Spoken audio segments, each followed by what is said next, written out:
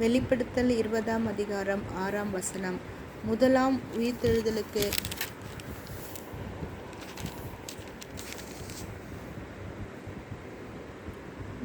உயிர்த்தெழுதலுக்கு பங்குள்ளவன் பாக்கியவானும் பரிசுத்தவானுமாயிருக்கிறான்.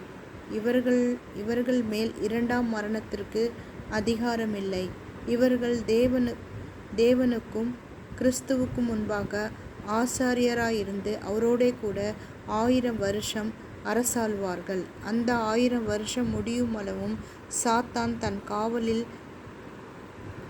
காவலிலிருந்து விடுதலையாகி பூமியில் 4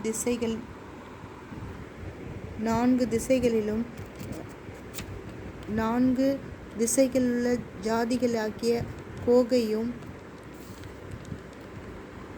மாகோகியும் மோசம் போகும்படிக்கு அவர்களை யுத்தத்திற்கு கூட்டிக் கொள்ளும்படி புறப்படுவான். அவர்களுடைய தொகை கடற்கரை மணலத்தனையாயிருக்கும்.